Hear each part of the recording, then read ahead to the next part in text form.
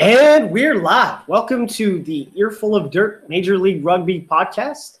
We have an awesome guest here this evening. We're humbled for Mark Pengelly of The Guardian to join us.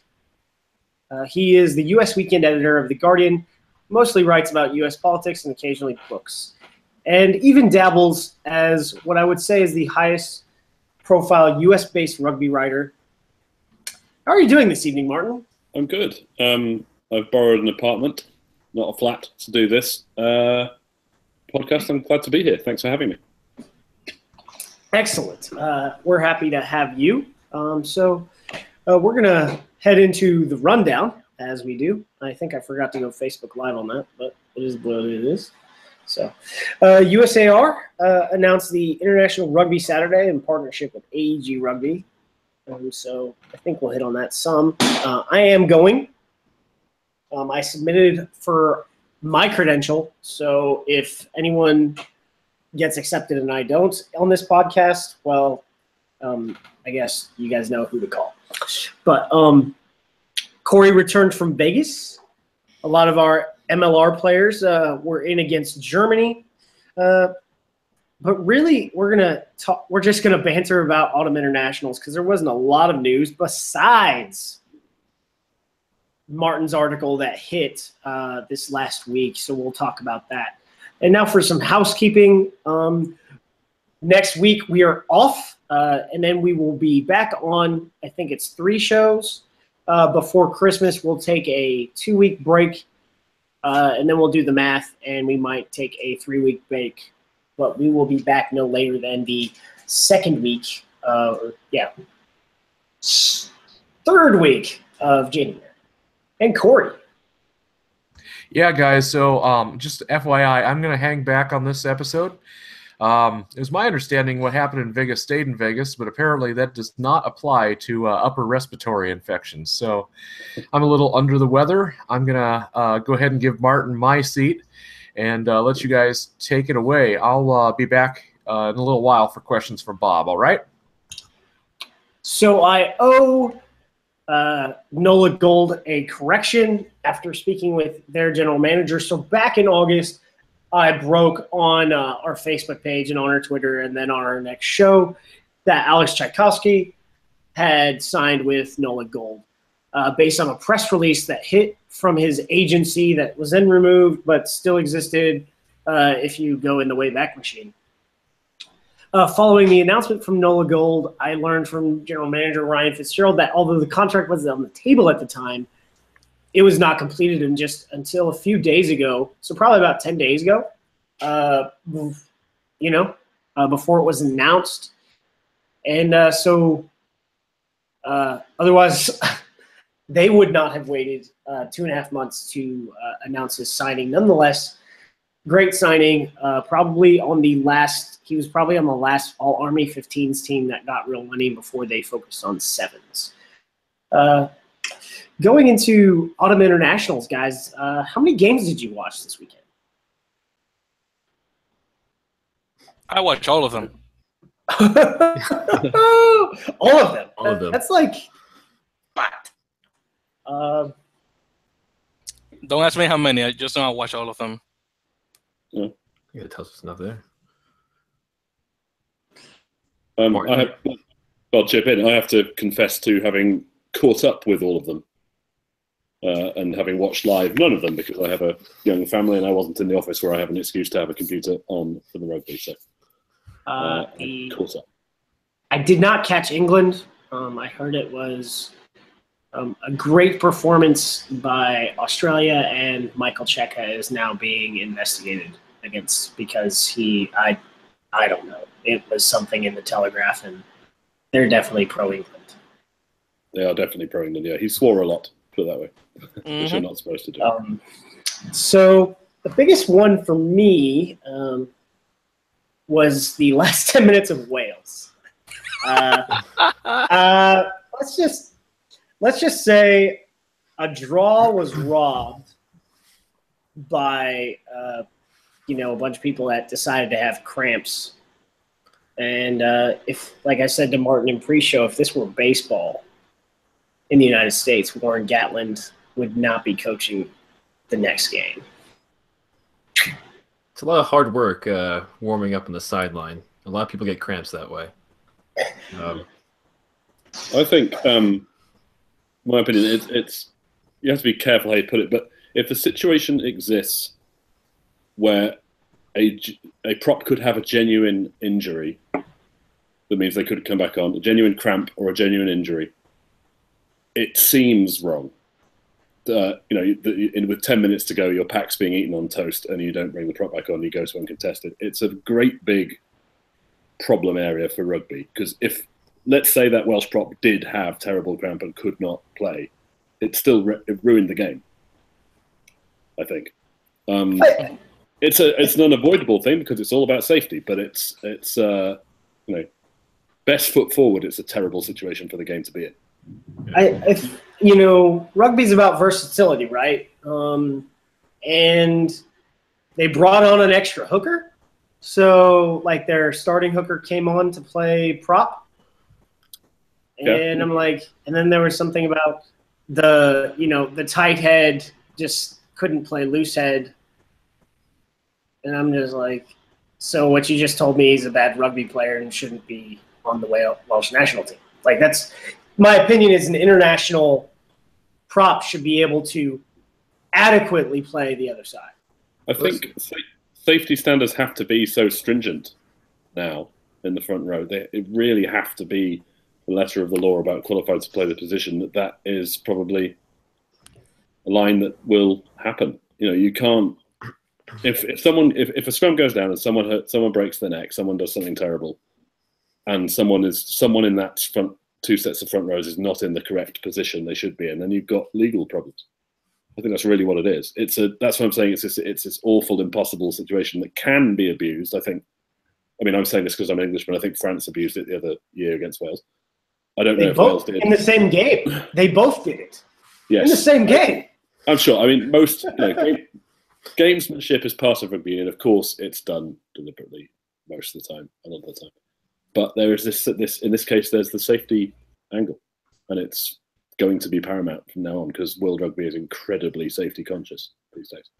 Yeah. Plus, if you get into the situation where he really was genuinely injured and you forced him back on just because you didn't believe them, it's only unless you actually sat them down and did a whole doctor assessment when it's 81 minutes into the game, that really just kind of is ridiculous at that point. But it's a whole. You have to just go with it, basically. But it is really unfortunate. I was really confused when it was actually going on. I'm not really too familiar with all these really specific rules, but it felt kind of unfair that this situation would come up where I'm not going to say that Wales was rewarded, but you shouldn't really, in my opinion, have a penalty go and help out the team it went against in a certain way. If that makes sense. Though I know it all goes back to everything you were just saying that. I always draw back to NFL for safety for gosh knows what reason, but I think they've suffered all their things, and I think rugby needs to stop throwing stones in a lot of cases because it's the same type of, it's a collision sport to an extent. So if a guy's injured, why is he in uniform is my question. If a guy's injured, he needs to be legitimately injured. He needs to, go put on street clothes and start getting work done. That's my opinion. I think that's makes perfect sense, but it's the oldest thing in the book of playing with injuries, carrying injuries, so on and so forth. I can remember as a colt having a dislocated elbow and coming back from it and having a support on for psychological reasons and not being allowed onto the pitch in a county cup game because the toucher says if you're injured you shouldn't be playing, take the support off. Huge argument on touchline. I took it off, I was fine. But it's a case of people do carry injuries. It's everything to do with the sort of the situation and the rules. Even going back to football, guys will play injured for anything. If it's guys will, and this is where the NFL did a lot of bad stuff was, cortisone shots into the back, every week. And so rather than, shutting guys down. And I'm sure that happens in rugby. I'm sure like guys, go in and see the doc and they get a shot in their knee and they get a shot in their back and they go play. No doubt. No doubt. This game also kind of terrified me a bit because I know that next week USA actually has to play Georgia, and I saw them hold themselves pretty well against is Wales number 6 in World Rugby standings. I have the rankings up. Wales are 7. Yeah, I was going to say 7 or 8. Well, a 6 nation. Well, they're tier 1, so yeah. So that's still kind of terrifying. Even though we almost beat them last year, I think we really should have beat them, but we didn't. Yeah.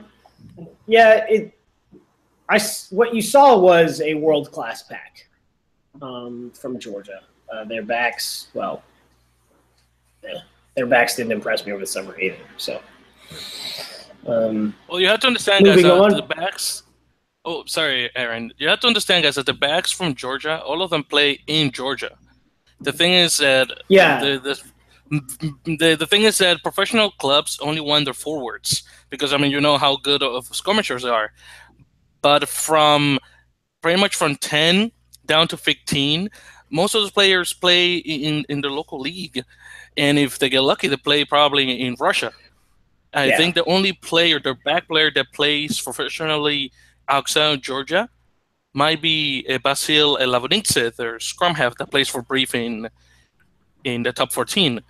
I don't think any other player plays for top 14. There's like a handful of backs in Pro D2, but they're not starting. Like they're not the ones that are called into the Georgian camp all the time. Like these guys are A, they're the outlier, and B, I think they're older. That could be.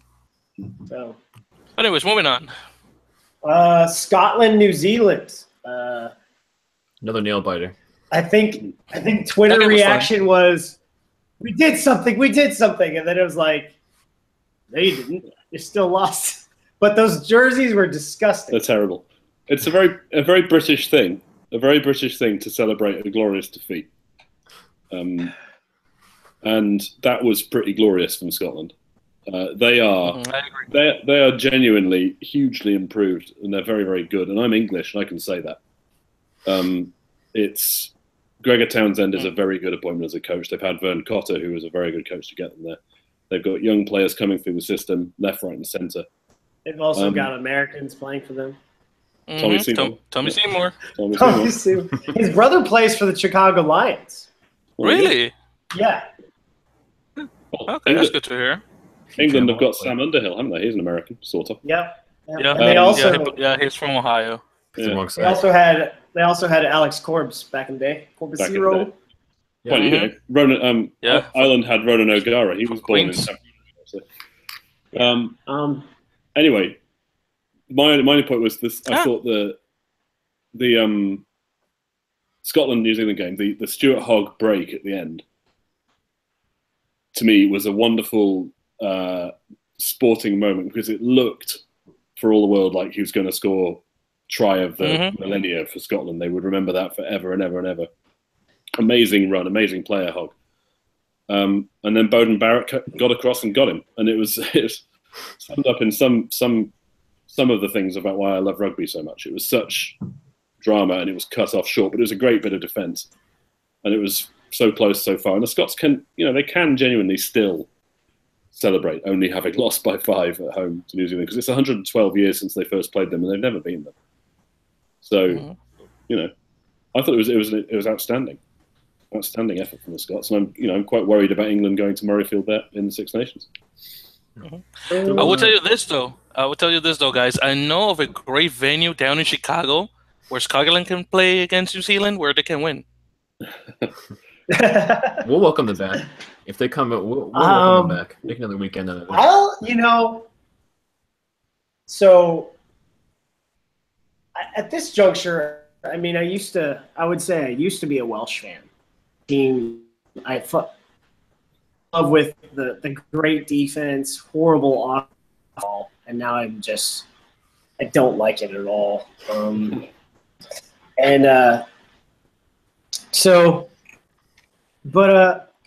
For Scotland, I think they're gonna. This last year in Six Nations was not really that good for them compared to the previous year, but I think we've got something, with their Pro 14 franchises, playing decently. I think there's something going on. There is. I mean, Gregor Townsend, the coach, you see what he did at Glasgow. He had a dramatic effect there. He's now in charge of Scotland. If you look at him, his career as a player from '97 Lions through, he's clever. Gregor Townsend is a clever guy, and he knows he's committed to attacking rugby. His teams play it like he did. That combined with the young staff players they've got coming through, there's something going on in Scotland. Then we've got this is a game I didn't watch, and I need to because it was close. Was Ireland Fiji, and then Fiji put out this back line that might as well be a second pack. That was a really fun game. I was wondering, do you think I don't think this really has much of an effect on it, but do you think the Fijian Drua in the NRC has any help with that, at least for the subs for some of the team? I don't know who actually played. I may be just pulling this out of my ass, but do you think that helps them in this case at all, at least in this game? Helps build the player base, I guess. Definitely. I figured long term, but I don't know if it actually had any effect on this actual particular match. It sounded like when the subs came in, that's when it really kind of switched over. I think it was mostly European pros. I'd have to go and double check myself on that. But Fiji have always got a team they can put together, and if they get a semi-decent front five in the scrum, then they're going to test anybody. Yeah.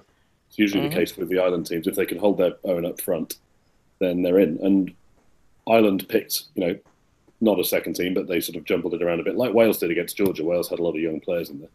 Yeah. And if you do that against the Pacific Island teams, they can catch you cold. I don't think Samoa will do that to England on the weekend because Samoa are in a bit of a mess at the moment. But an understatement. Yeah, that was a good match. Fiji Yeah. can catch you. And if you guys caught the Samoa Romania game, I did not, but it's on Facebook. I know that. Oh, really?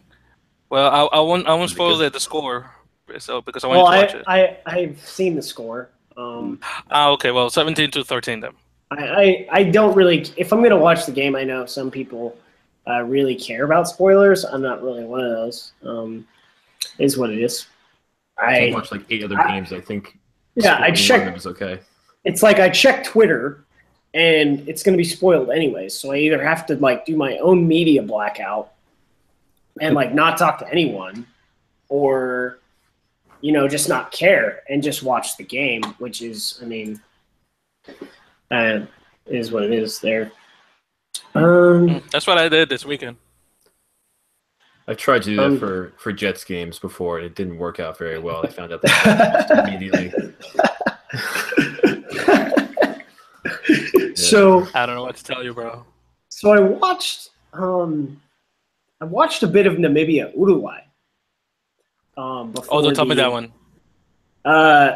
Uruguay won by 16. Dang, I told you not to tell me. Oh, you told me not to. I thought you said tell you. Jeez. So yeah, that's cool.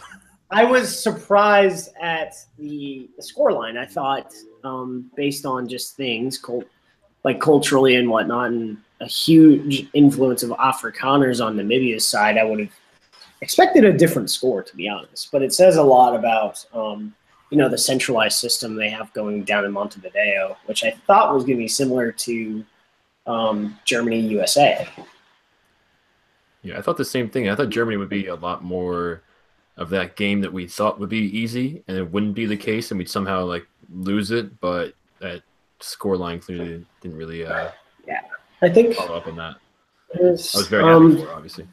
Before we head into US, because Martin and I had some nice banter about that. But so Canada versus Spain, that was that one quickly turned around because it was 17. It was 17-3 at one point. 17-17. No, it was 17-3 at one point when I was watching. At one point. I'm sorry. That was halftime, 17-17. Yes. So it looked like Spain. It looked like Spain had the fitness in the first 25 minutes. And I was watching 3 games, so I don't really know. What was it? I can't really say what the turning point was. I can say what the turning point was for the Germany-USA match, but all of a sudden, they score a try, and it's 10-17, right? It was a momentum shift like no other. And then I'm looking at the scoreline, and right when I'm trying to turn the USA match on, it's 17-17, and then I check the scoreline afterwards, and it's yes, Viva Canada. Well, it's good. You're really looking at a very similar, if not the same pattern as the Germany-USA game, aren't you? Because the Canada team is going to have more pros of various levels on it than the Spain team. So you're going to get the first half Spain strong, second half Canada stronger in this sense. I think it's the same thing, same pattern that happened in the Germany-USA game, where the USA team basically had more full-time pros in it, so they came stronger later. I think I also heard that Spain was the only tier 2 country that has a domestic coach. I don't know if that's 100% true, but all the other countries have. That is true. Victor confirms. Thank you. Germany not Germany, but Spain for this squad. I think Canada has more first division pros, but Spain has 10 dudes that are in pro D2. Mm-hmm. The thing with Spain is that most of their players playing in Pro D2. I think they may have 1 or 2 guys in top 14. But they probably aren't starting. Well, if we're talking about the guys in Pro D2, yeah, not all of them. Because the thing is that Spain is very interesting. They have their domestic guys that played in the División de Honor, which is the first division. So you got 12 teams, and most of the players that make up the domestic Spanish team usually come from 3 clubs. You got Alcobendas, you got BRAC, which is Valladolid Rugby Club, and El Salvador. So between those 3 teams, that's their domestic side. To interject on Victor before he continues, because he is our Hispanic rugby scouts. So South America, Spain, and Spain. South America and Spain, he's got everything. So he knows what's up. I got you, bro. But yeah, a little bit about Colombia, but not too much. Yeah, of course. I know enough. But in any case, going back to my point, so they pick up from those three clubs, and then whenever they have these internationals, they call up what they're called los franceses, the French, which are these French-born players of Spanish descent. Many of their families migrated to France during the Spanish Civil War and during the reign of Francisco Franco as dictator of Spain. So you're going to have a lot of these French guys come that don't make it in the French national team, and they start playing in Spain. For example, their main fly half is a French dude, and I don't even think he speaks Spanish. For one. So sort of like how Argentina used to be when they had all of those, Italian Argentinians that went back to Italy to play professionally. I would say. Mm-hmm. Yeah, back in those days. That's right.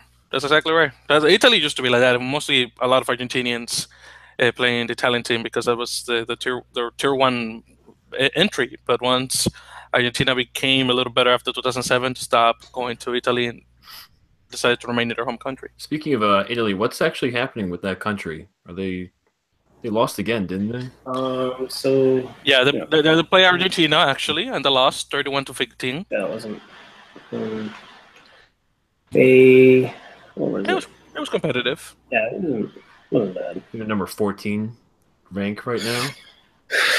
Yeah, 13 or 14. I think so. 14 or 13. And remember, being tier 1 is not all about your play on the field. in that That's- case, yeah. That's for Georgia. For all of the people saying that they need to play, they need to be into the Six Nations. I think that's the reason why they're not going in, because no one wants to give them 3 votes on the World Rugby Council. Well, it's also economic, because you can sell fan packages to Rome for the weekend and everyone wants to do it, but fan packages to Tbilisi would be harder to sell. City, though. Harder or non-existent? Yeah, well, going Actually, lost weekend in Tbilisi, you could probably lose it in a number of ways, but that's that is a large part of it too. I used to think Georgia was like right next to Romania. I was like, I don't get what the issue is. It's not that far. And I looked at a map, and it's like on the other side of Turkey. Yeah. So I think, that's like closer to Japan at that point. So I kind of understood it a bit better than that juncture. But They need to be given, Georgia need to be given more than one. They deserve more than one Tier 1 game a year. well, I I I mean, completely agree. I don't know what the politics are, but England should pull their finger out and play them for a start. So, Mhm. I think England would sell better here than, to be honest, Ireland, but they wouldn't pull as much as the All Blacks. But England doesn't want to play us after the Saxons beat us in the Churchill Cup by like 70 or whatever it was. Well, I mean, the Churchill Cup, that served its purpose, didn't it? That was a developmental thing that ran for 10 years, something like that, different iterations. It served its purpose, and England is supposedly now into the one Tier 2 game every autumn. It's Samoa this weekend coming. I don't know if the Memorandum of Understanding thing still happens, because England were. Like they semi-adopted Canada and USA. It's how the Churchill Cup came about. Yeah. It was their duty to help Canada and USA, as it were, if that sense. The biggest thing with Tier 2 countries is that, I mean, if you follow Rugby Canada at all, I mean, I think USA Rugby's messed up. I'm the leading drum beater on that one in this podcast. But Rugby Canada's worse. Like, way worse. Like, yeah, I also they're worse had off. a bad misconception about Rugby Canada, and I thought that they were run much better, and I found out that was not the case. It's just like another thing that I really think I need to think before I actually just assume things. As far as I can tell, from 5 years of writing and also talking to people like Canadian writers like Pat Johnston at the Vancouver Sun Herald and so on, who know a lot more than me about Rugby Canada, and about almost every American rugby person I've ever met who knows more than me about the union, the USA Rugby, is both these bodies, and it's the same in other countries, they're the amateur union still, really. Yeah. It's the same structure. It's still the amateur union, and it's a pro game, and it's not pro here, but it's pro everywhere else. And to catch up, you need to have variations of pro. And it's a version of the mess that was in Britain, in England, in 1995, 96, 97, when it went pro. Because the amateur union was there, the RFU was an amateur body, and the clubs all went pro. It's a different version of the same situation. I think USA Rugby probably needs to change to get a hold on things, but of course the game is changing at the same time. It's a very difficult situation. So they changed a little bit in 2006 when Nigel got hired, but that was like the worst decision and probably the worst. I mean, I feel like when he was a player, he had a shiv with him, because in some respects he has as a scrum half, he was, depending on who you speak with, he was dirty. So he was my coach when I was 19. Oh wow, that's impressive. And he wasn't dirty. Well, good to know. He was nice to me when I dislocated my elbow in many places, and he was nice to me then. So, well, that's good. But I don't know. My opinion is out there. You can find it, but there should be a lot of English rugby fans who have similar opinions about Melville that you do on that. Oh, especially the women. The women rugby players do not like him at all. That one. Oh well. Move on. Yeah. So let's get into Let's get into USA versus Germany. Martin and I had a good banter for like probably 15 minutes late at night, and I had just scouted when Matt had published the piece. I had just scouted Germany and did a 2-hour. Yeah, this is where it gets really weird.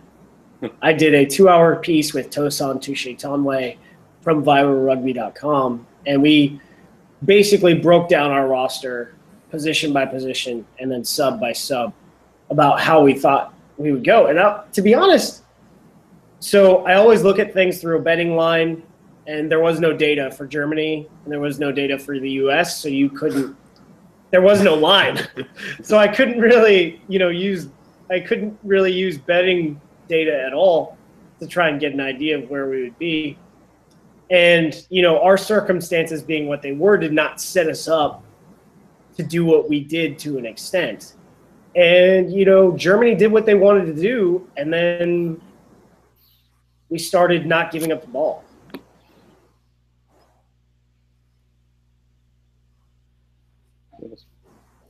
Sorry, can you still hear me? Yes, we're good. Yes, you can. Good. Sorry, something strange happened.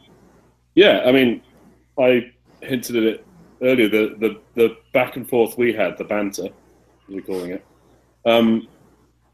I had no data on Germany either. I had extrapolation based on what I've read, which happens quite a lot, and extrapolation based on world ranking position and relative strength of the US squad, as we just mentioned in terms of the Canada game, in terms of number of pros there, number of first choices, the strength of the American pack. And I think what I thought would happen essentially happened, as we just said, about Canada and Spain and the USA and Germany. Germany came out strong, the USA started slow, which Matt McCarthy pointed out in the podcast. It's new coach, not together very long, so on and so on. Second half, as you say, USA didn't give up the ball. They sorted themselves out. They kept it fairly tight and fairly simple, and they were just physically stronger than the German team. I mean, it was visible in some of the body shapes out there. The German team looked like a team with a lot of part-timers in it, really. And the American team, there are not that many what you'd call part-timers, and even the ones who play here and aren't full-time pro are definitely, you'd say, semi-pro. So, it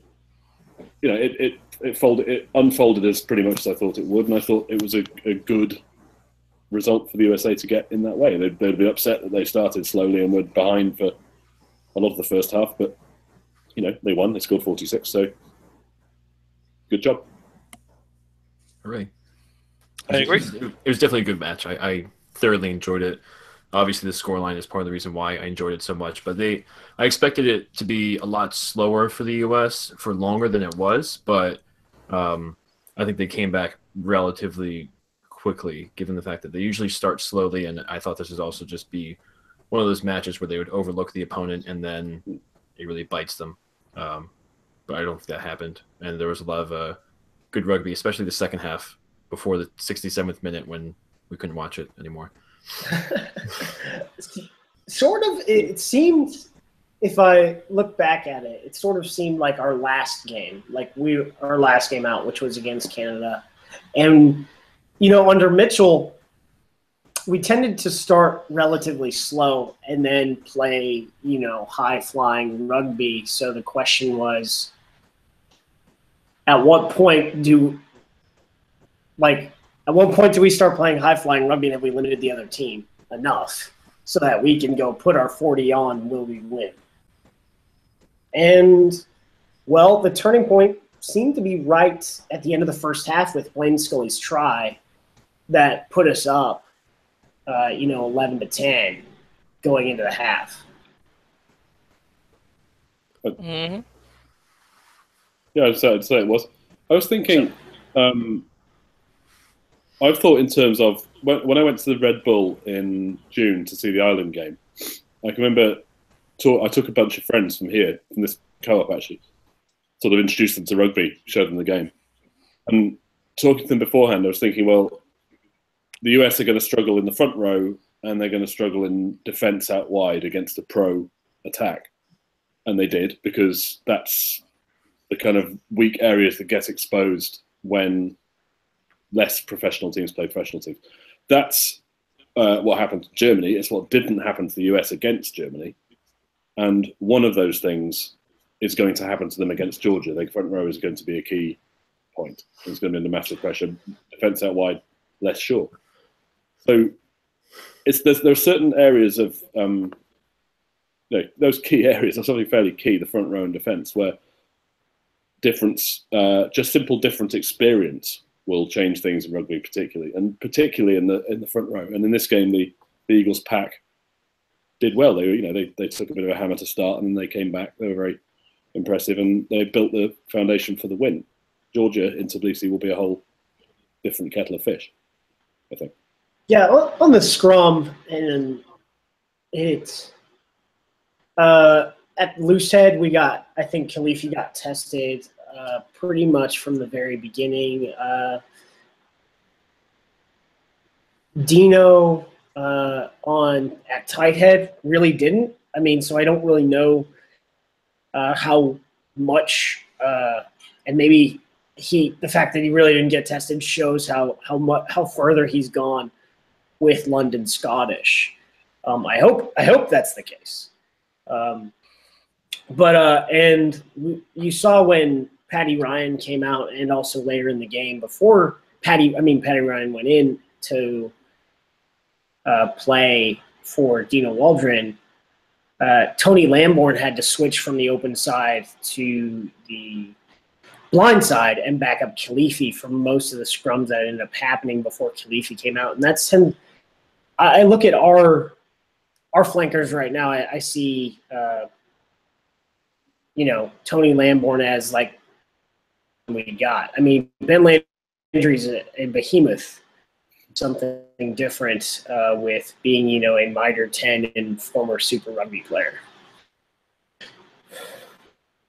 Yeah, I mean, definitely Lamborn is key to it. I think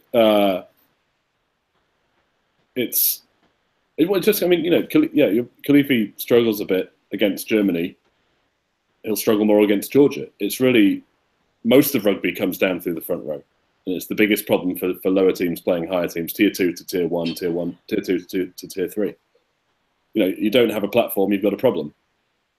They had to move Lamborn, as we say, to shore it up on Saturday. It shows they dealt with it. And they'll have to come up with a way to try and avoid the Georgian scrum in Tbilisi, whether it's pretending that all their props have got cramp or something else. They have to, you just have to mark it in strengths. And in the case of USA against Germany, they had ways to deal with the problem.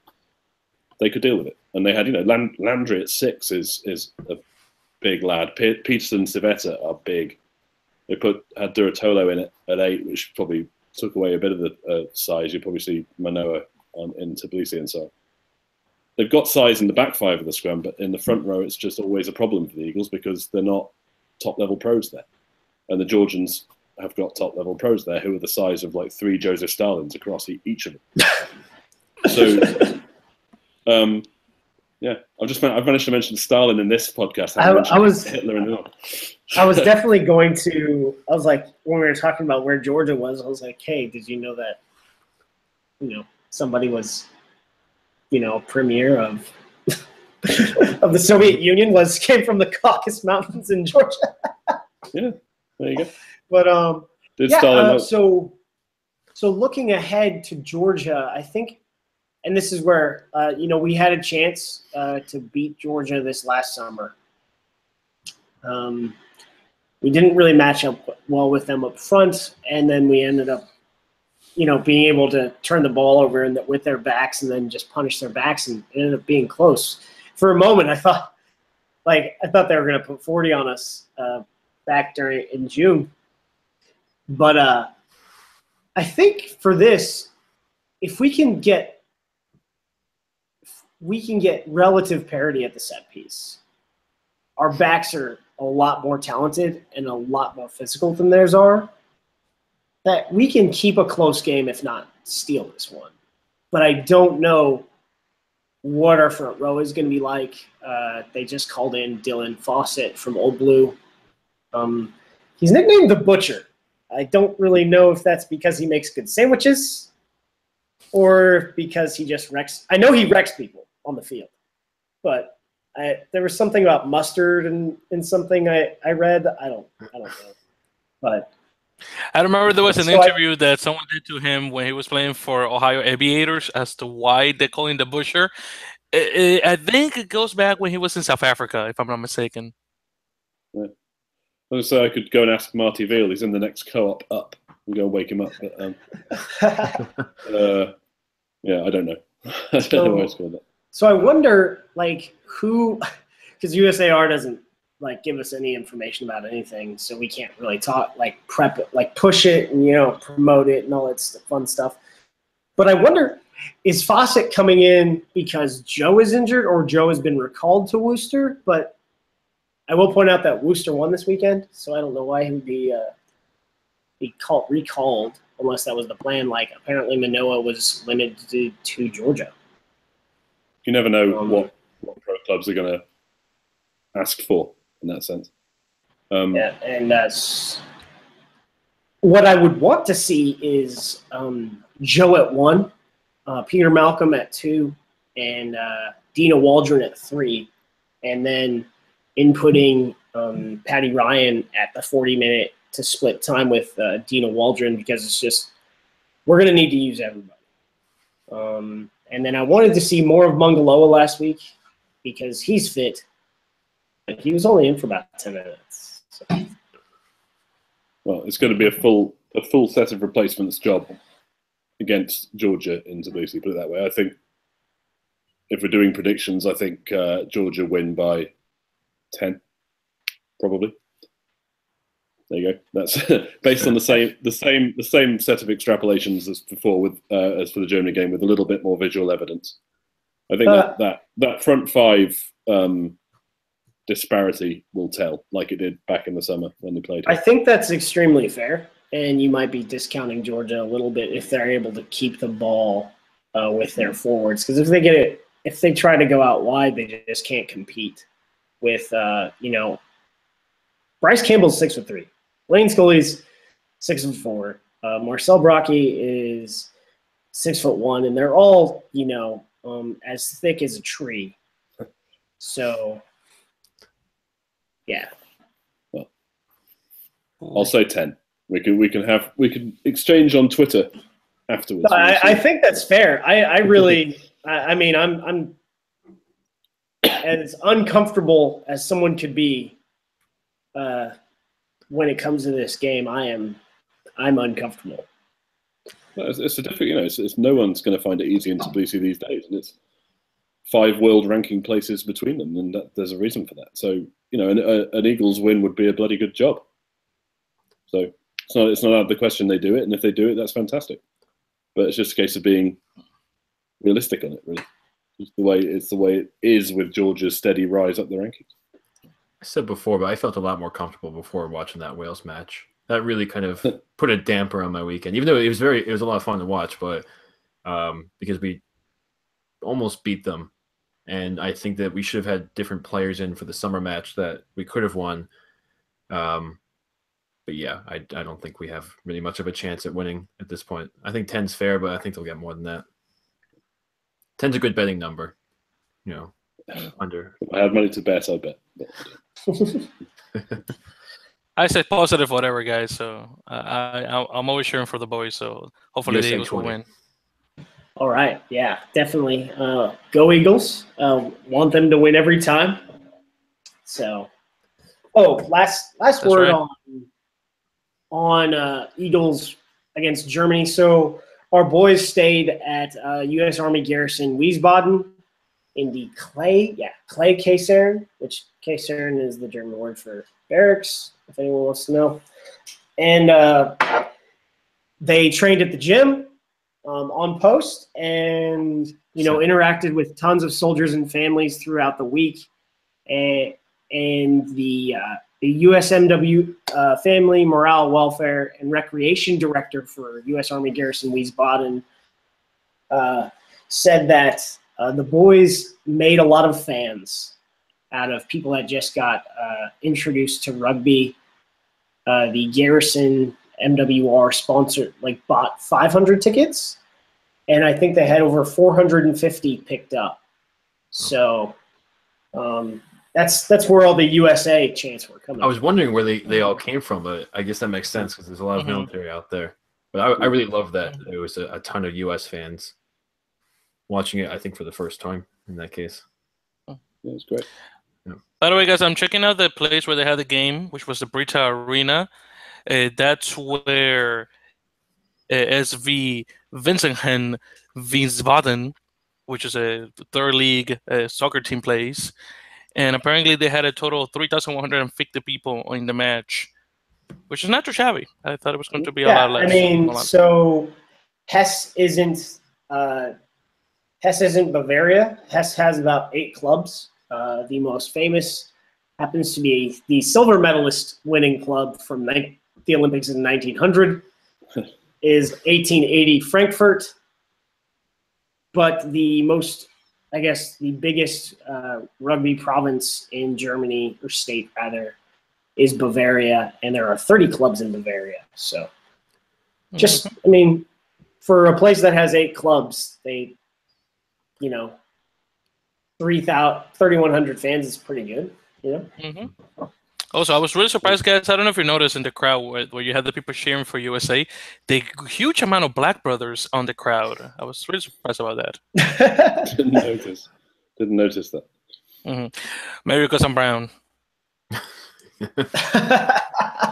It's okay, guys. It's okay. Probably because I'm brown. That's why I noticed. But dang, I saw a lot of black guys. I was like, yo, there's a lot of black people here. Military families, I'm guessing. Oh, man, don't get me wrong. I was happy. I was really happy, especially in Germany with a bunch of black people. That's great. That's a middle finger to Hitler. So that's cool with me. Talking about Hitler again. Again, yeah. Yes. I saw exporting free. Yeah. Wikipedia says that I think that rugby may have stopped also because a lot of the players actually died in the war. So I think that may have been also the case, other than Hitler not liking English things and changing a lot of English things. But that's probably another reason. I was kind of extrapolating there. Top of head. Yeah, because soccer players definitely don't fight in the traditional sense. Yeah, because Hitler really killed the rugby team after he came into power. So moving on, Martin, the true why I asked you on here, because I didn't know when this was, and then you're like, it's going up overnight. So if you haven't checked it out, guys, we'll link it down below tomorrow and put in the description, or actually I think I'll pin it in a comment, is Martin Pengelly's article on Major League Rugby, because I guess enough people back home were, and he did some digging. So tell us about what you've put together so far. Well, what I've put together so far is, I wrote my first piece on rugby in America in, I think, February 2013, and since then I've written a number of pieces about a number of projects to make rugby big in America, and some online commenters on the Guardian website have noticed this and give me shit every time I do it because it's a new project. They quite rightly say, why don't we get proper Pro 14 coverage? And I sometimes tell them that's not my decision, that's the desk. Anyway. I live in America. It's a cousin to the rugby league thing I mentioned on Rugby Wrap Up last week, which the word league in Major League Rugby is bringing up again. Freaks people out because except that the Pro whatever was the Celtic League, and then I guess Aviva's name like 10 names ago was something league. Courage Leagues, yeah. Courage Leagues when it started. Anyway, this piece, I first engaged with MLR back in the summer, not long after it was announced, with the Mike Ford news and Phil Cam in Dallas. Pardon me. I have been watching it since. To be perfectly honest, as I've said a million times on Rugby Wrap Up, my day job is as a news editor during the week and full editor at the weekend of The Guardian US. So most of my time over the past few months has been dealt with chasing Donald Trump's tail. So my gaze had moved away from US rugby for a bit. But the CBS deal, the announcement of the CBS deal really focused my mind, and it focused the mind of editors at home. There was what's going on. We've heard about NBC, the Premiership. They've got the Six Nations rights. Now CBS have bought this league. One editor in London said to me, we thought it was pro rugby, which obviously I had engaged with because I know Steve Lewis very well, who was director of rugby for that, and I know Doug, and so it seemed like it was time just to try and explain what MLR was, and part of the process for that was for me to talk to as many people as I could who could tell me what it was, because I was coming at it fairly new as well. So I spoke to a selection of people. I didn't speak to all the teams. I've spoken to 2 teams since the piece went up because they've made touch with me through the New York people. Pardon me. It's a fascinating situation. It's a fluid situation. It's currently 7 teams. They say they're going to 9. Okay. Again, I would imagine that by the end of the first season, or shortly after the end of the first season, there might be fewer than 7 teams. Again, I mean, that's not based on any sort of Woodward and Bernstein depth of investigative journalism, but it's based on what I've been talking to people about, talking to some people behind the teams. It's still an uncertain situation, but as far as the planning and the realism of MLR goes, it's a new order that I can see. This is a new order of what makes sense, what's sensible to do, what could be done. And there's very dynamic teams that have done a lot of work already and are doing it and are showing it, like Houston. Others are quieter, like New Orleans. Others are starting to get a bit noisier, like Seattle, who are one of the teams I didn't manage to speak to for the piece, but I've since had a long conversation with one of their key guys. So I've learned a lot about what's going on. Adrian or the other guy? Adrian, yeah. It's he's a smart dude too. Yeah. It's fascinating. It's going to be fascinating to see what happens as April comes closer, and then when the sanctioning for pro stops. One would presume, nobody's told me for sure, but one would presume that the sanction will just go to MLR, and it'll be on. I mean, so not really to go back to pro, because I think we visited it a lot. So the sanctioning agreement was supposed to stop, and he was supposed to have a season in 2018, or it was going to stop. But I understand that he filed a lawsuit last year in the state of Colorado, and the state of Colorado told him to get bent.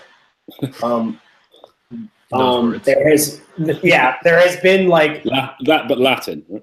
You have not like been damaged yet, but when this thing ends, you may refile. Yeah.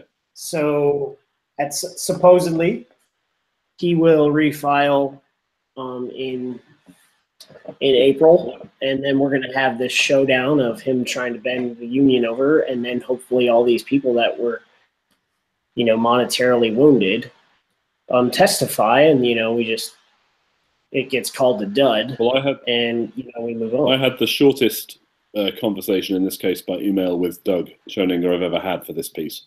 Normally you have a long conversation because Doug talks a lot. In this case, it was, here's a statement. That's it. So, powder being kept dry, obviously. Your summation of it makes sense to me. Yeah. All I know is everything I've been told about the guy and everything I've found says that he had the money to make it go, without regard to whether the union was entertaining talks from the Pro 12 at the time, which they weren't. They were, every time that there was, a comment, it was from Bob Latham. And Bob Latham is no longer a member of the USA Rugby Board. He is a member of the World Rugby Council and a member of the RAN board. But he's not. I mean, yeah, we talk all the time because he represents us. Up at RAN and up at the World Rugby Council, but he's not a member of the union, so he can say what he wants. Yeah. So, pardon me. It's well, as you just said, April, right? April's the month. April's the cruelest month, to quote T.S. Eliot. It's going to happen in April. Yeah. It will unfold. So the piece that I wrote for The Guardian this week just gone had to sort of hint at a couple of things. There are also treacherous new Guardian online word length limits, which are supposed to be around 1,000 or you get told off. The whole point of online is you can go longer than print. Yeah, That's but readers don't. Thought. Readers don't. Lose interest. So, yeah, readers don't. I could even look at the back office for the piece now and tell you that this piece did well for The Guardian, and it got most readers spent 42% of the time it is reckoned you need to read it on the page. This is irrelevant to our discussion. It does well, I mean, that's sort of good to know about our possible readership at some juncture. 1,100 words. The Guardian thinks it would take you a minute to read it if you just sat and read it. And 42% of a minute is what? Less than 30 seconds. So quite a few people didn't read the whole thing. Not that fast. I will say that in the past couple of days after that came out, there were a lot of British fans that came over on our Reddit page and started asking questions. I'm assuming that this is a very big reason because they came over and like, what is this? This is the first I've ever heard of this. I think we definitely added like 100 subscribers. Yeah, it's thank you very much. Pleasure. It's a case of my stuff that I write tends to read pretty good. Like the only big audiences I've had, like big, strikingly large readerships, have been for pieces involving the All Blacks being here in various forms. Like if Richie McCaw's in New York or the whole Chicago thing, something like that. But in terms of average readership, it's a strong readership for American rugby because, I mean, strong is a relative term, but it's stronger than a lot of other stuff we do here because there is this European British interest in what's happening here and no knowledge over there of what American rugby is like. So the few things I do usually get well read. The Phaedra Knight interview 3 weeks ago got 20,000 readers in a day, which is great. Yeah. Awesome. Yeah, it was great to. I felt that Phaedra's earned it to stay in that kind of form for 2 decades is insane. I felt that as an American rugby fan, and I've met Phaedra. She's awesome. So I felt as an American rugby fan blindsided, not because there was no nominations process. It's not like the NFL or Baseball Hall of Fame where who's nominated, who's eligible, and then there's all sorts of public relations campaigns for that. We couldn't give her due. Yeah. As this American great. It's not the same. It's not the same scale. It's not the same cultural position as the Baseball Hall of Fame, for example. It's the Hall of Fame in rugby is a thing that's been developing. I think the first iteration of the World Rugby Hall of Fame happened when I was a young rugby journalist in sort of 2001-2 in London, and it's sort of gone through different phases since then. The Phaedra Knight thing, I just contacted the desk at home for that one and said, you need an interview with Phaedra. Her story is extraordinary, and she's in New York. I can get her into a cafe in 10 minutes if you want. And they were like, that sounds amazing. Who is this person? Yeah, write about it. Because they didn't know. I think there's a features editor on the sports desk in London who's a rugby nut, and she knew who Phaedra Knight was, but none of the editors knew who she was. And other British papers wrote versions of the same story once she was there. being inducted, but it's not. It's not a big. You're saying there's no campaigning, there's no eligibility. I mean, eligibility is you're good and you're retired. It's not. It's a internal appointments process. It's not a big moment on the calendar in Britain. We didn't even hear about it. Yeah, I mean, we didn't hear about it. We're in the same club. I'm from New York. She's New York. We didn't even hear much about it there. No, you wouldn't. It's like a, well, it's World Rugby run, so it's like a sort of echo of old days rugby. Really, it's just like sort of bestowed, and it's a it's a wonderful thing, and hopefully it will get more of a place as it goes. And it's fantastic that they put Phaedra Knight and Al Sharon in this year. That was really great. Hey, they got to go to Monte Carlo. Come on, that was a big thing. Like, I've never been to Monte Carlo. Well, they also got to go to rugby in the Midlands, which is not the most scenic place in the world. The school is, but the town isn't. North Dakota. Well, the first sort of rep side, the Wyverns in 1985, played some great rugby, representing American women when they were on their tour back in the day. That's a great story in and of itself, is the 1985 Wyvern tour. But back to Phaedra's awesome. I just, this last summer, the U.S. Rugby Hall of Fame had their dinner, and it was sort of like a big thing, but still like niche, because some amazing try aren't covering this at all. So that's a function of rugby's place in various countries. I mean, I think the Hall of Fame is in the place where nominally rugby was invented, and not many British people have heard of it really. So various Hall of Fames have got a long way to go before they're huge events. Actually, so before, just going back to the actual article that you wrote, I know I mentioned this before in the pre-show, but you had that nice little comment about the New York club and a potential very well-known Irish gentleman. Yes, that had a very high-profile mentioned event. in your article, by the way. Just mentioned for the first time ever. Yeah.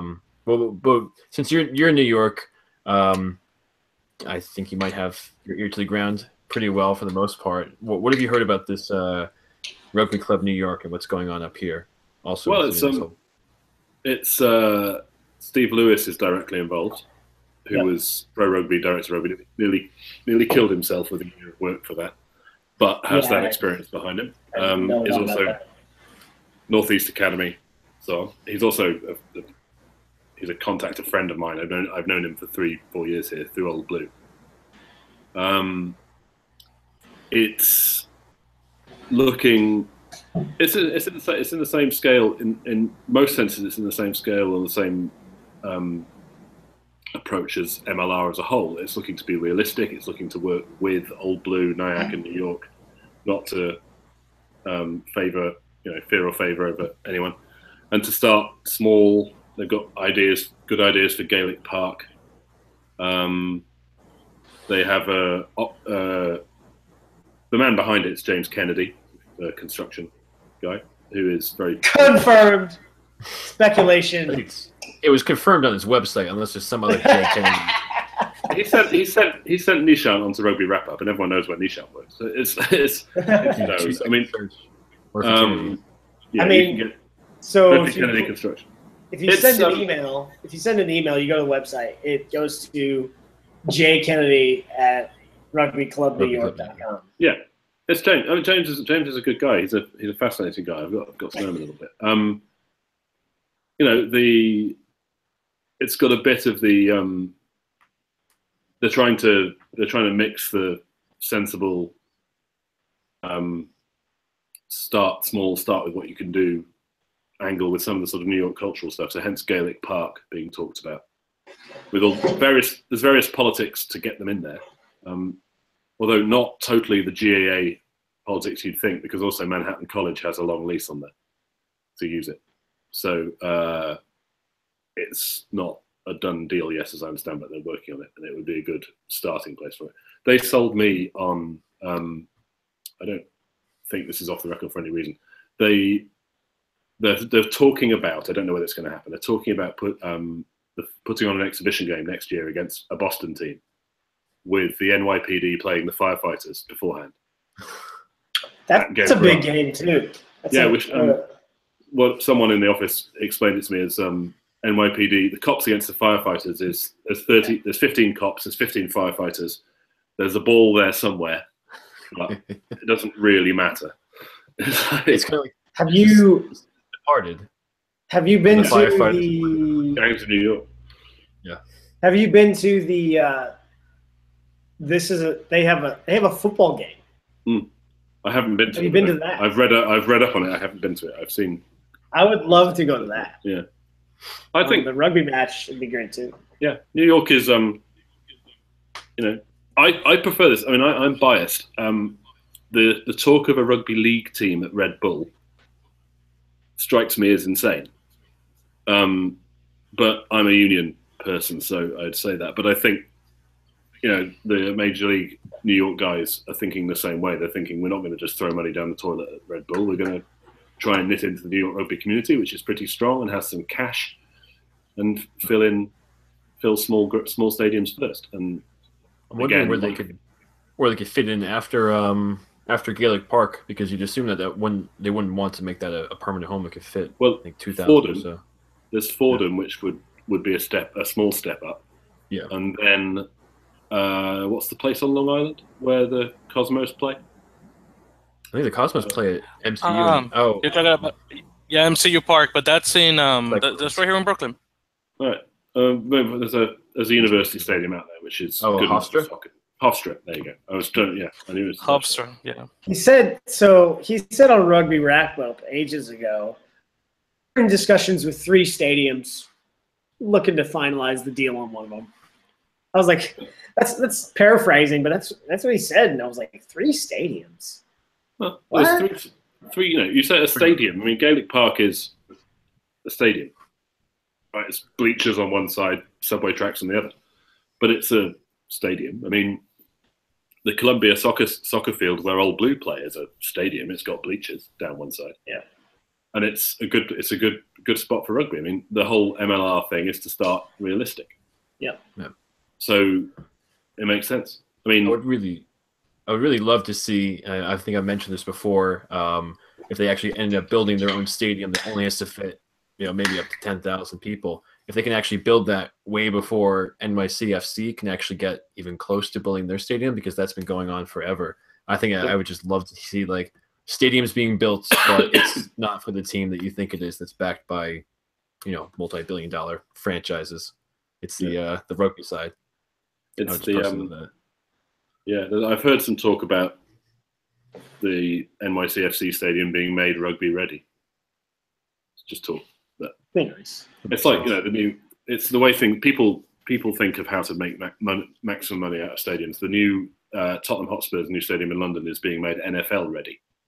Yeah. So shows matches they're going to nice NFL matches. So you don't just have to play, at Twix and. Well, they have to screw up the Twickenham pitch, yeah. Go and screw up the Tottenham pitch instead. Well, we tend to screw up these soccer pitches too. Maybe these soccer heads should not mow their grasses close.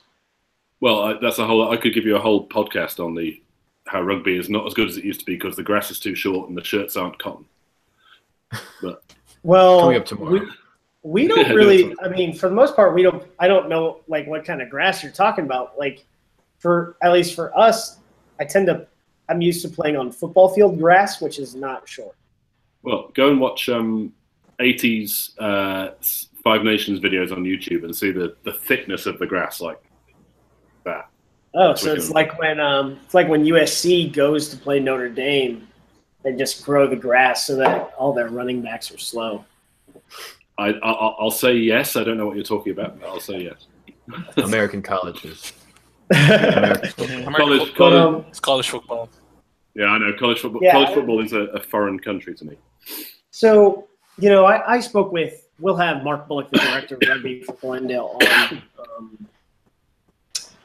in a couple weeks. I I think we locked down the 6th. And if it moves, I'll let everyone know. But they're attempting to build a sustainable project. And, we talked about possible, like, maybe one of the teams doesn't exist next year, but they still add 2. So, we're looking at Arrows, probably Rugby Club New York, but the math in our heads, based on our sources, was that it's going to be 4 or 5, and you're telling us Dean Howes is saying this, so we'll say we'll cut it down the middle, say 2.5. Dean Howes said to me 2. New York we knew anyway because they'd gone on Rugby Wrap Up and said so, and another one which was kept off record to me, so I won't tell you which one it is. But then I did my reading to Ontario, and I spoke to Phil Camp, who told me what he told me in the piece, that Dallas hoped to be in next year. I don't know. These things are fluid. I know that. So I could try and put them in. see. So Chicago, based on what we know, and our sources are trusted on this, Chicago and Kansas City paid all their bonds. So maybe it's a pool project is pretty ambitious, and it's Chicago, so I'm guessing building permits are going to be a pain, and getting the project that they want to build up in 18 months is really ambitious. I don't know anything about KC's physical plant upgrades. They don't really seem to have one out, but Chicago's has been a part of their strategic plan for a while. And they have an endowment that has taken a long time to build, but has significant cash in there. So Kansas City also, this obviously shouldn't be taken fully seriously, but Kansas City also responded to someone on Facebook saying, no, we'll be ready for year 2. Yeah, I mean, that happened. Yeah, that's not obviously set in stone, but it's on Facebook, so it has to be kind of true, a little bit at least. One of the things I like to do, Martin, is because at this point, we don't just talk rumors. We make sure we have multiple sources that we can relatively trust before we can discuss it. Mm-hmm. When we were just playing with the Reddit board back in June, before we had the discussion about the podcast, we would comment on whatever. But I have an LLC tracker that so I when there's a rumor coming up, I look at the state and see if there's a new rugby-related LLC that pops up. And, there was one in San Diego about the time, it was rumored to us that Minneapolis was done and San Diego was the new Minneapolis. And you know what? There's a San Diego team. So, yeah. So that's one of the things we do is we try really hard to get our facts relatively correct. And if they're wrong, we're more than willing to issue a correction. We love wild rumors, though.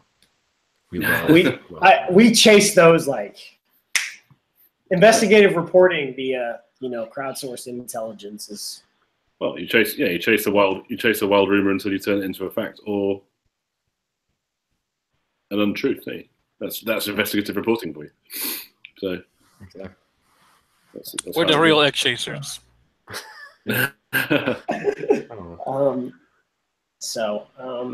Any more questions about what Martin has found, guys? Personally, no, but not I really do a know question, that... but I. Okay, go ahead, Dan. No, I was saying personally, no. It's pretty much that. I mean, you can go on, Victor. We do this a lot. No, I was gonna. Yeah, seriously. Now, it's not really a question, but I was just surprised when I was reading your article, Martin, the fact that apparently Rugby Club New York also has connections with legendary wrestler John Lakefield, also known as JBL. That caught me off guard. I was not expecting that at all. They tell me, New York tell me, his position isn't decided because nobody's is, but he is in for the project. He told me that in an email as well. talking about definite facts. Yeah, and as I think we said in pre-show, the Conor McGregor lines were couched with potential and possible because calls with Mr. McGregor have taken place, but nothing is definite. I can tell you that. Interesting. So, John Layfield, cool dude. I love what he's done down in Bermuda. Especially this last summer, we had the the Empire Selects U23 side versus the Texas Rugby U23 Selects as a they say the curtain raiser moniker. If you want to use that in American rugby, you are not going to get people to attend curtain raisers. You get people to attend double headers. Double headers. Okay, double headers. So if people are going to call whatever the match is before, whatever the senior match is, no one's going to show up. Like they seem to call the All Americans match against Oxford a curtain raiser, and rather than saying USA Rugby USA Rugby and AUG Rugby presents a doubleheader, and saying it like that, which is what they're doing for the ARC in the International Rugby Saturday. They're calling it a doubleheader, which that's an Americanism. Sounds better. It sounds like two same level games going on back to back. Like I go to a doubleheader for the Mets. I get to see two MLB games. That's awesome. You're right. Yeah, you're right. I'd agree with that one. Definitely. But a while back, so this was like before last year's NDS. I think Doug was trying to salvage something. And he was down in Bermuda talking to John Layfield about something I don't know. It was like John was like, "Oh, talked with Pro Rugby USA the past couple of days about the future." And then, there was no future. So. Oh, well. So, I think it's time for New Orleans to make some noise. What do you guys think? We think that's good. For the players they just signed? Is that what you're referring to? You mean like the stable of players they signed? Yeah. I think they... That too.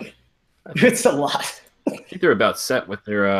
I think actually most of the teams except for Utah, San Diego, which obviously just got created, and then Glendale, which hasn't technically announced anyone, but they seem to be the most far ahead anyway, so I'm not really concerned. But everyone else seems to have at least a starting 15 ready to roll.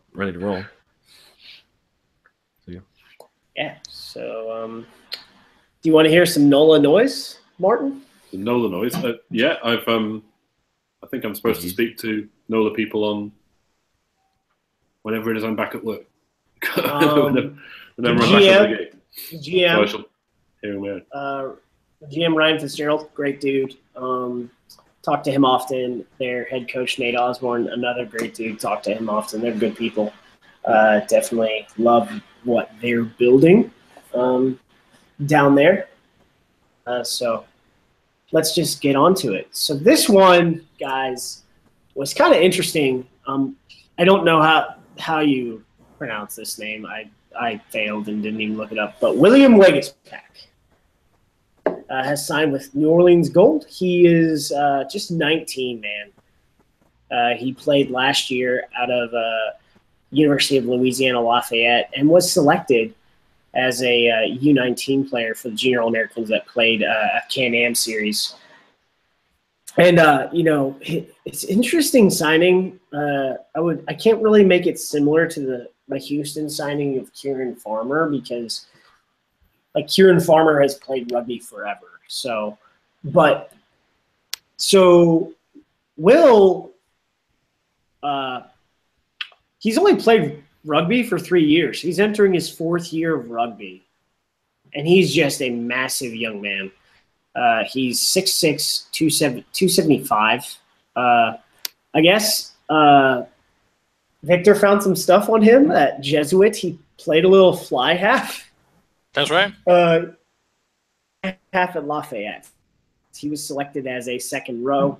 The position he'll play for New Orleans is lock. After I spoke with Nate Osborne about him, he'll slide into 4, but I think after a couple years, Nate really thinks he could be a 6, sort of in the mold of Ben Landry. Like as we've seen his role evolve with the Eagles, he went from a pretty big 4 to this bowling ball of or wrecking ball rather of a 6. New Orleans Gold got a great look at him during the Aspen Rugger Fest when he traveled up with Nor FC 10s. He's a very talented runner, but he's raw and he's young, in age and in rugby age as well. Like I said, he's entering his 4th year of playing rugby. The Seattle Seawolves have signed Riekert Hadding of the now defunct Ohio Aviators. He's played 3 years with Columbus RFC and is a monster on the pitch. Here's some cool stats. Columbus RFC has been very good at inputting the statistics of their players over the past couple of years. In 39 games in the Midwestern Rugby Premiership, which has the Chicago Lions and Metropolis RFC in it, he had 250 total points, 42 tries, 14 conversions, and 4 penalty kicks. And Curry Hitchborn says he is just a monster. When you try to look up what he did in the Bulls system, you find out that there's like 10 Haddings that came through at like the same time in the 10-year period, and they're not all related. But he was definitely a big piece of their academy sides, and then came, I would say, to the U.S. on the hopes of being a pro here, and left behind his Curry Cup and Super Rugby dreams. But I think he'll be able to. Play professional rugby again. Dan, I'll throw to you. I'm really happy to have Riekert, by the way. I had no idea he was 23. I thought he was like 31 and just came over here because he could no longer play, but he's also freaking huge. So seeing that he was actually 23 and has a lot to grow is actually really awesome. So that's great. But another actually South African, we have Vince Joba, who actually signed with the NOLA Gold, so another signing for them. As I like to put it, he's a beast of a man. He's also really big, really well built. A lot of his highlights have him just running through players. He played for a couple of academy systems over there in South Africa for the Lions Academy. Curry Cup player with the Western Province, Falcons, Cheetahs, and Kings. So he definitely has at least a lot of experience in at least some pretty good setups over there.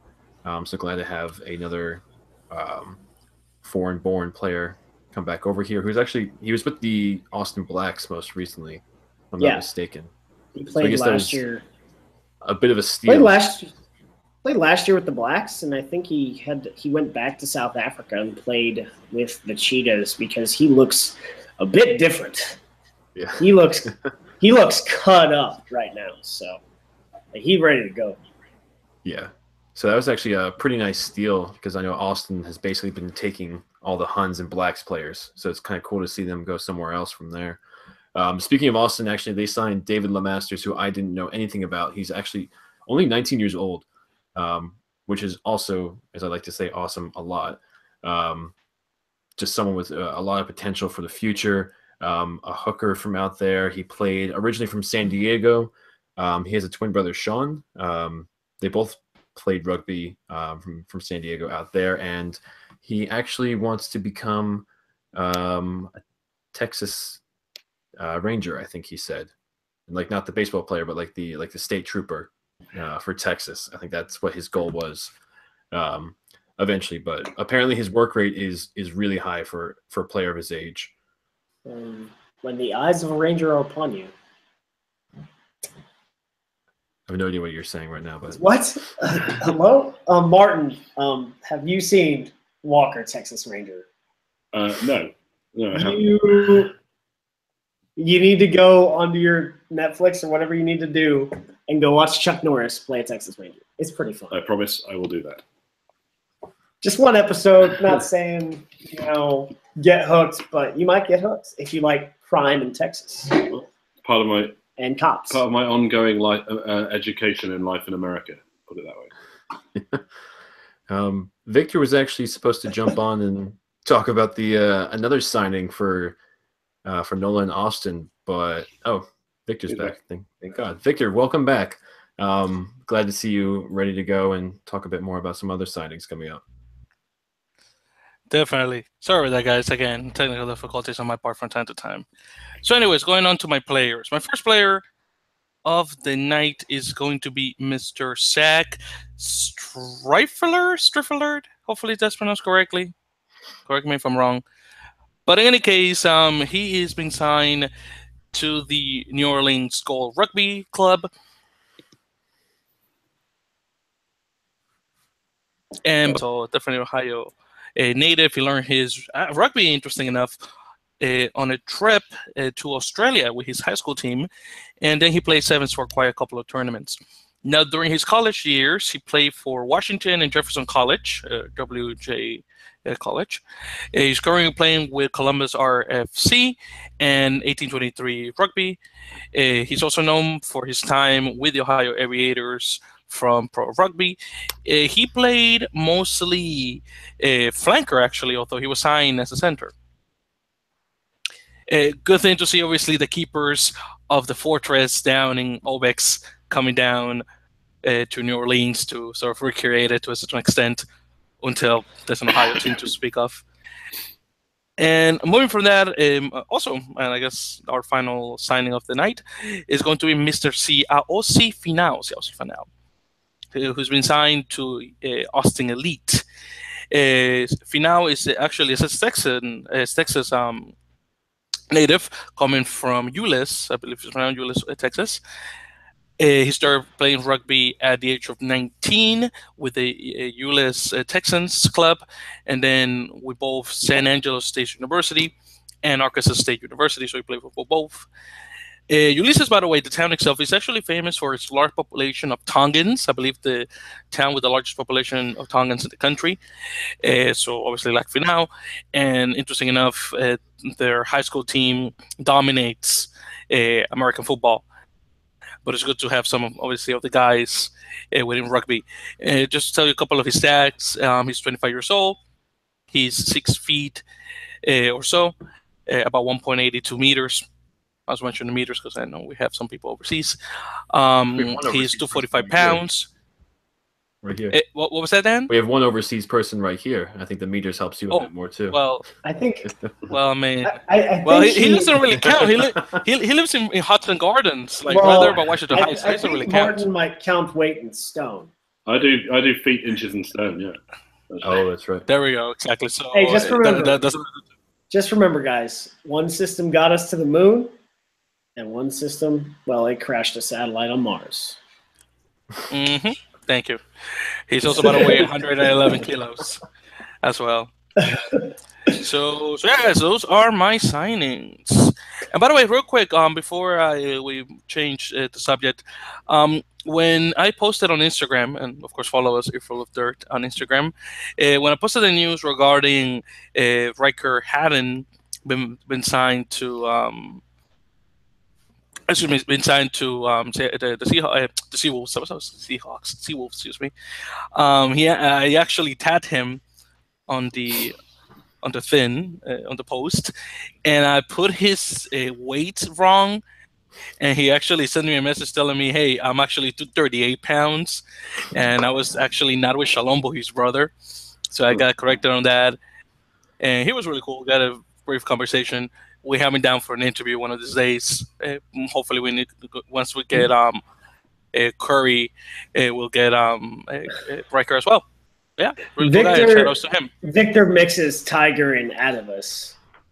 Bad move. Yes, that's like oil and water, I've been told. So I have learned not to mix them up. We're gonna move quick. But yeah, shout outs to him. we're gonna move quick here. I'm gonna give the Sabercats red score. Dan's gonna give the tweet of the week, and then we've got questions for Martin from the fan base. The Sabercats hosted the Dallas Reds. The score was 31-24. Haven't really got the nickel or dime version of the recap. It was tied 17-17 at the halfway mark, and then the Sabercats opened it up. And following that, the Reds were able to put on another try-and conversion. Just things to remember. Dallas has won an award multiple years, I think. At least last year, they were the largest composite club in the country. They won that award from USA Rugby, so they've definitely got athletes around. And their new director of rugby is Darren Morris, the former Welsh player and Lion. So just, they've got a qualified professional leading their program. And Dan, to the tweet of the week. Yep. So the tweet of the week also actually has to do with not this scrimmage, but the one that happened last week.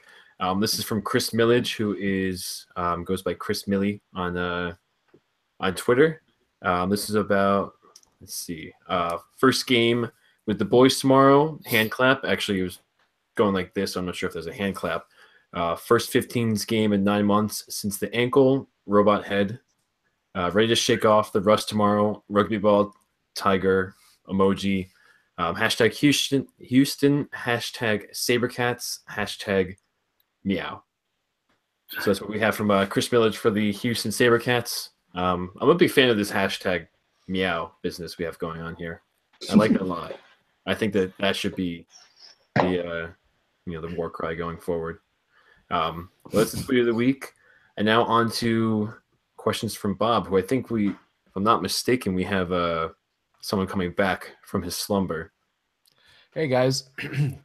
Yeah, thanks so much for covering for me. I'll see if I can get through these questions before my voice gives out again. Again, Martin, thank you so much for joining us. And we did throw out a question to onto our subreddit. That's reddit.com/r/mlrugby.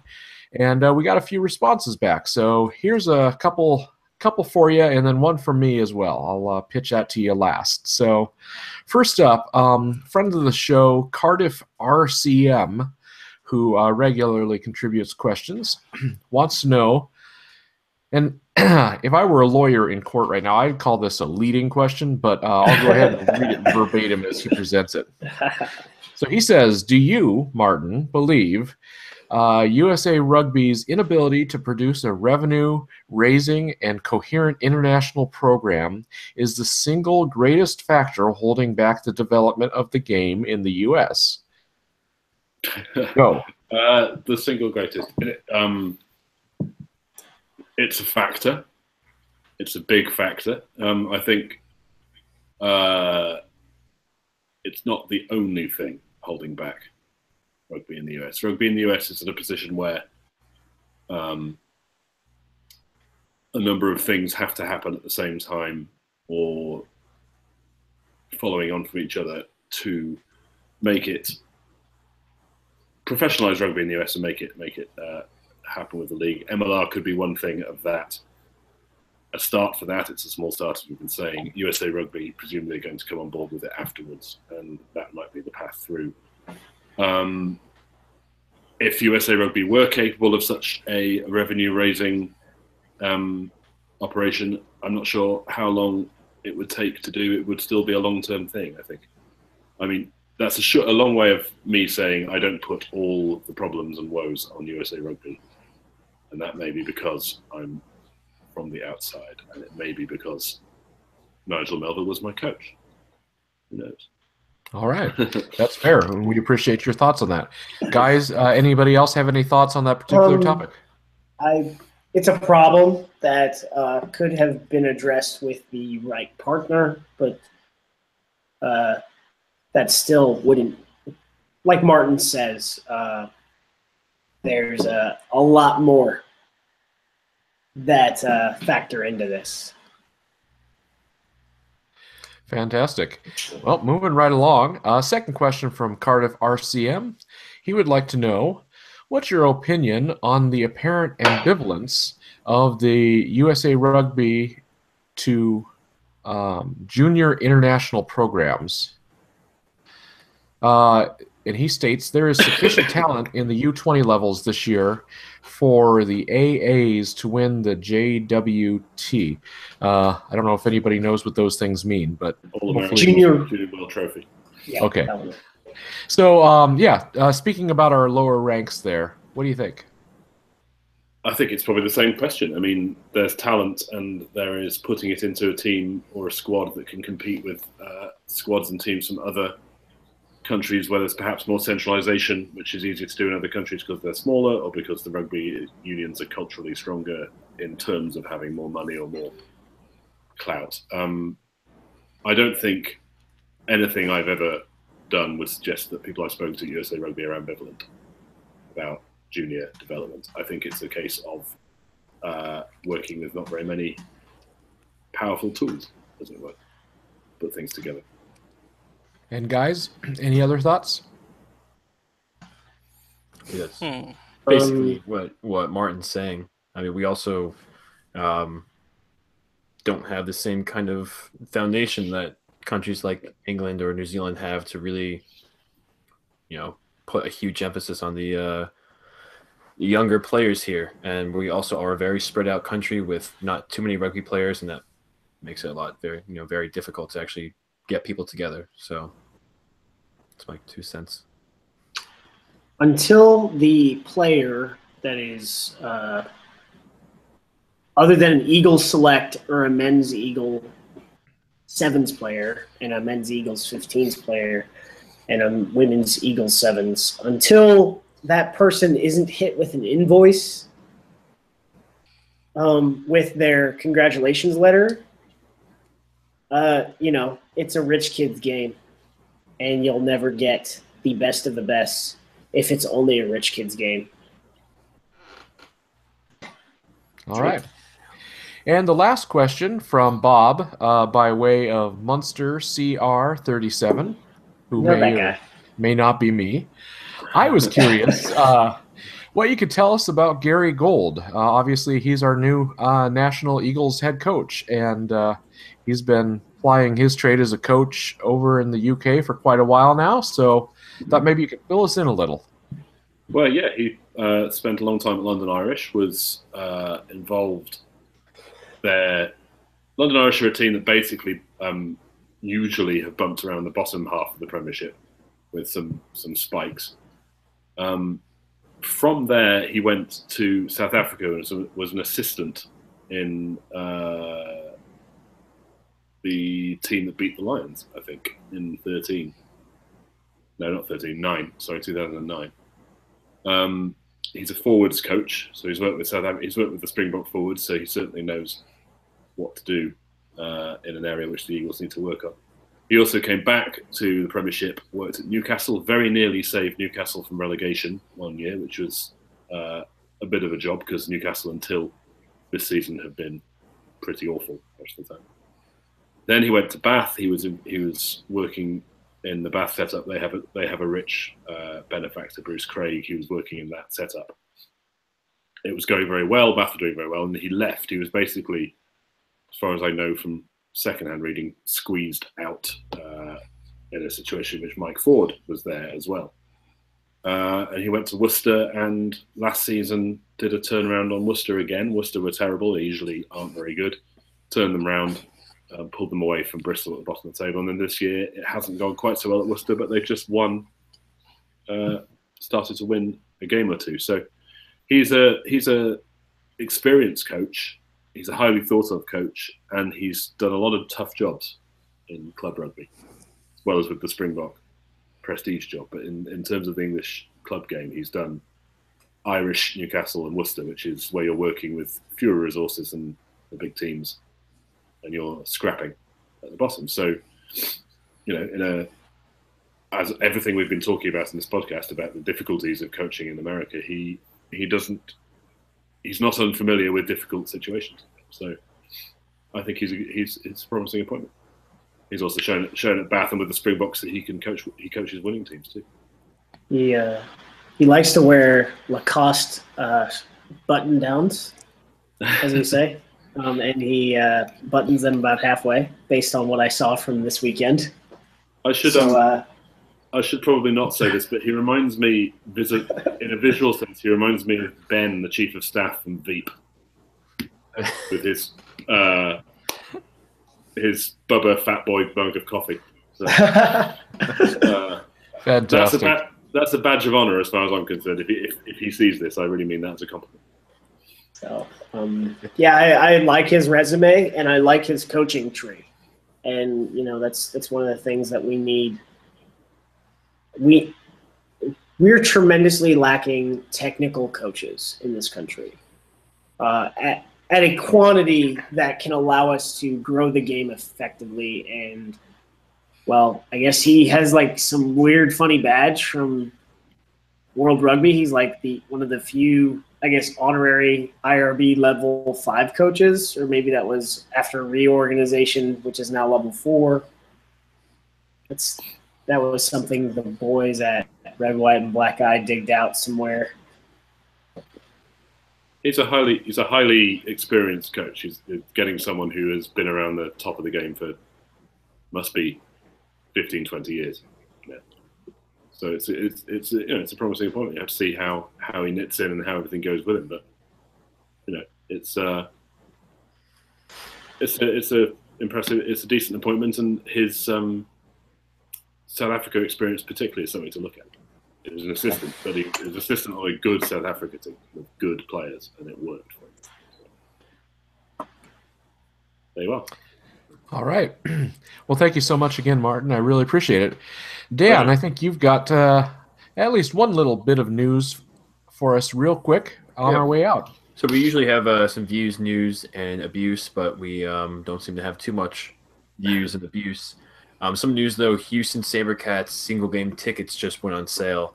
They're playing their preseason at Constellation Field, home of the Sugarland Skeeters, minor league baseball team down there.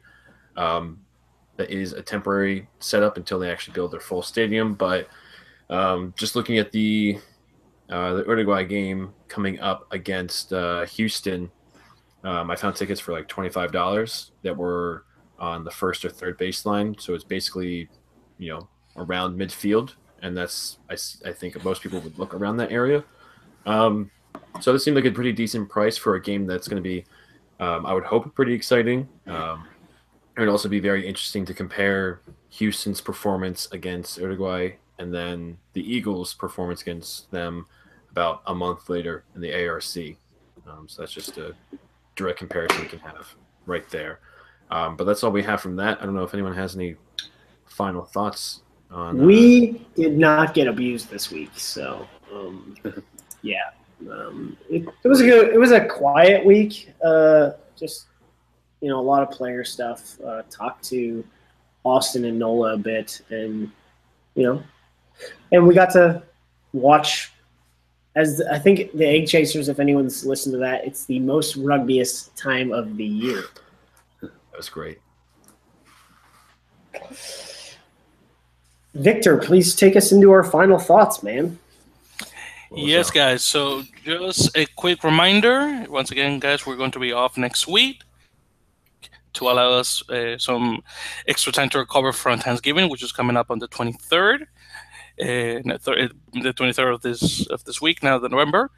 So we'll be back on air hopefully by next week, which is Monday the 4th, maybe the 11th, hopefully not the 11th, but hopefully we'll be good by next week. Same time, 10 Eastern, 7 p.m. Pacific. Of course, guys, as usual, like I always say at the end of the show, subscribe to our channel at YouTube called, again, Earful of their Fancast is the name of the channel. Like us on Facebook, Twitter, and Instagram. All those were as Earful of Dirt. Add us, of course, to your podcast feed on iTunes, Google Play, Stitcher, Player FM. Leave us a review. By the way, we didn't check this week. I don't know if you guys checked, but I didn't, so I don't know if we have anything. If you put something, we'll talk about it next week, if anything. Also, guys, make sure to call us at our personal numbers. Leave us a voicemail. Number is 1720-600-2679. Again, that's 1720-600-2679. Again, drop us that voicemail. Like I said, broadcasts live are at 10 p.m. Eastern, 7 p.m. Pacific time. Obviously, check your local listings, as I say. Once again, thank you. Thanks again to Mr. Pengelly for joining us today. Martin, it's been a pleasure, especially for the fact that I know that you live up in Manhattan, close to Washington Heights and Hudson Gardens, and I'm going to be sure to talk about your beautiful building on the corner of 183rd whenever I do my tours there. I'm not going to mention that. You want to just give me the apartment number while you're at it? And maybe your social security? I'm just not going to mention the cross streets so no one starts stalking you, but just know it's 183rd somewhere. Beautiful building. Oh my gosh. Do they have Social Security in the UK, Martin? National insurance, same thing. Well, I mean, Social Security is more of a pension. Yeah, well, so I have a social security number, but you can't have it. Well, I don't want it, but I'm just wondering.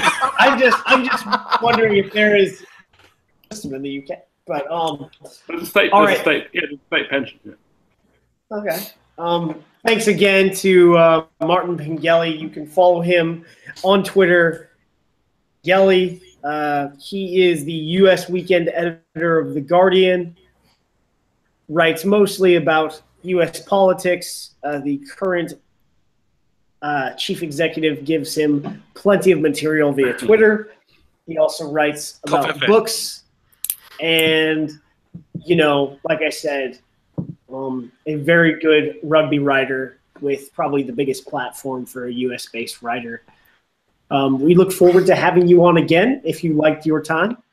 Pleasure, and, let me know. With that said, good night, everyone. See you in 2 weeks. Take care, everybody. Happy Thanksgiving. 2 weeks.